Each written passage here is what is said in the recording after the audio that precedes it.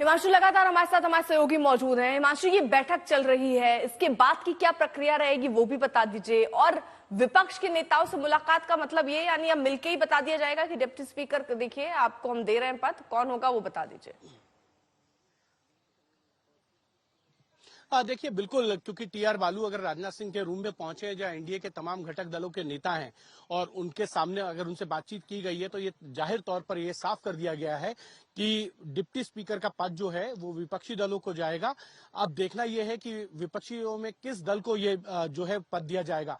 क्या डीएमके को दिया जाएगा क्योंकि टीआर बालू मिलने पहुंचे हैं राजनाथ सिंह से, और या कांग्रेस चाहेगी कि जो विपक्षी दल के रूप में सबसे बड़ी दल है वो अपने पास जो है डिप्टी स्पीकर का पद रखना चाहेगी, या टीएमसी या समाजवादी पार्टी का जो है वो डिप्टी स्पीकर होगा।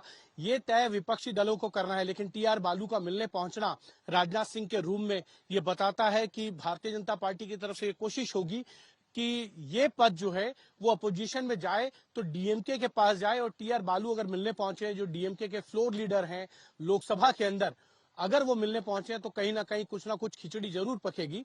और क्योंकि दो बड़े नेता अगर मुलाकात करते हैं और वहां पे तमाम एनडीए के नेता हों, उनके सामने अगर कोई बातचीत हुई होगी तो जरूर जाहिर तौर पर जो है वो डिप्टी स्पीकर के पद को लेकर हुई होगी। लेकिन अगर आपने ये पद अपने विपक्षी दलों के ऊपर छोड़ दिया है तो उसमें भी क्या आपकी चॉइस चलेगी, ये बड़ा सवाल है यहाँ पर हिमांशु। क्योंकि विपक्ष दरअसल सरकार द्वारा सुझाए गए नाम पर मानता है नहीं मानता, ये उनको स्वीकार्य होगा या नहीं, ये बड़ा सवाल है। कल तो प्रोटेम स्पीकर पर नहीं माने थे, अब डिप्टी स्पीकर भी सरकार उनके ऊपर अगर नाम थोपेगी तो फिर उस पर क्यों मानेंगे? देखिए बिल्कुल सरकार जरूर चाहेगी कि स्पीकर पे सहमति बने और डिप्टी स्पीकर को लेकर वो नाम सुझा दे। टीआर बालू को अगर बुलाया है, उनसे मिला जा रहा है, तो ये कहा जाए कि आप डिप्टी स्पीकर का पोस्ट ले लीजिए डीएमके। तो डीएमके क्योंकि अपोजिशन पार्टी, ऐसे पहले भी 2014 में भारतीय जनता पार्टी ने यही किया था कि स्पीकर का पद उनके पास था क्योंकि बहुमत उनके पास था, लेकिन डिप्टी स्पीकर का पद जो है वो कांग्रेस या कुछ अन्य ऐसे दलों को नहीं दिया गया था जो भारतीय जनता पार्टी के बिल्कुल विरोध में थे। एआईडीएमके को दिया गया है जो भारतीय जनता पार्टी के साथ कई बार गठबंधन में रही। तो थम्बी दुरई को जो है वो डिप्टी स्पीकर बनाया गया था। यानी कि एक तीर से दो काज करने का काम जो है वो भारतीय जनता पार्टी ने उस वक्त किया था, और उसमें थम्बी दुरई को बना के ये भी मैसेज दे दिया कि अपोजिशन का बनाया है। और क्योंकि एआईडीएमके के साथ जब जो है भारतीय जनता पार्टी का गठबंधन नहीं था 14 में, तो उस लिहाज से अगर देखें तो थम्बी दुरई को बनाया गया था 2014 में डिप्टी स्पीकर। यही कोशिश जो है इस बार भी भारतीय जनता पार्टी शायद करना चाहती हो, क्योंकि टीआर बालू अगर उनसे मिलने पहुंचे तो जाहिर तौर पर डिप्टी स्पीकर को लेकर ही बातचीत होगी।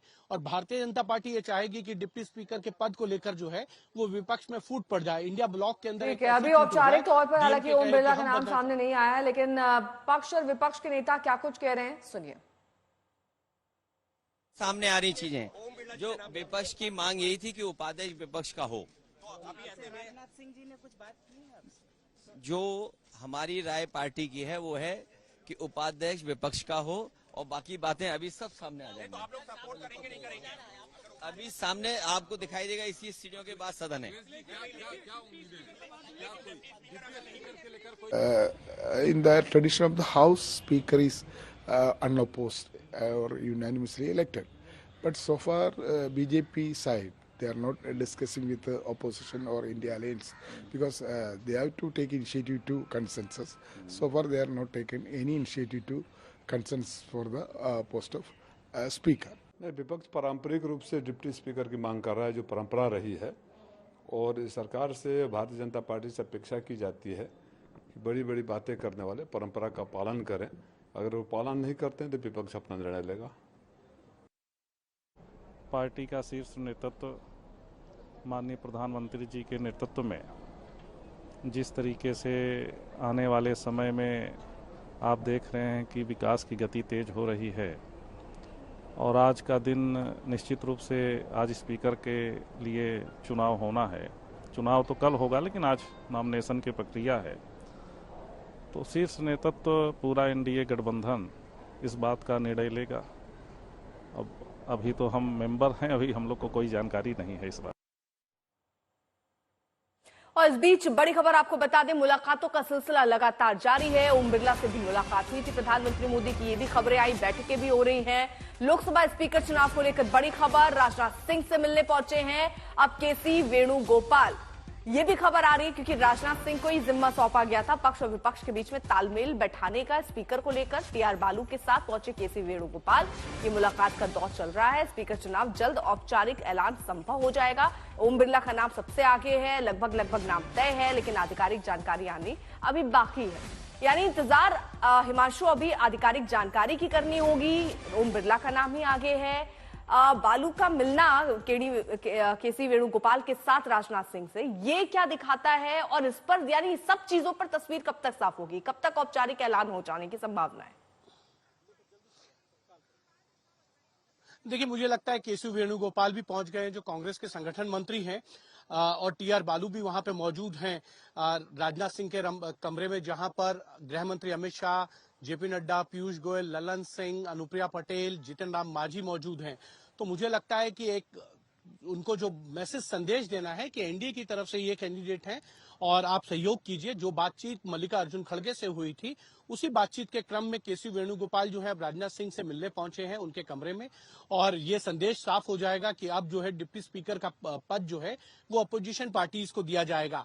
लेकिन जहां तक हमें बताया जा रहा है वो ये कि ओम बिरला का नाम लगभग फाइनल हो चुका है और उनके पहले प्रस्तावक के तौर पर जो है वो पंकज चौधरी होंगे, और 2 प्रस्ताव जो है उनकी तरफ से भरे जाएंगे, 2 सेट फॉर्म के भरे जाएंगे।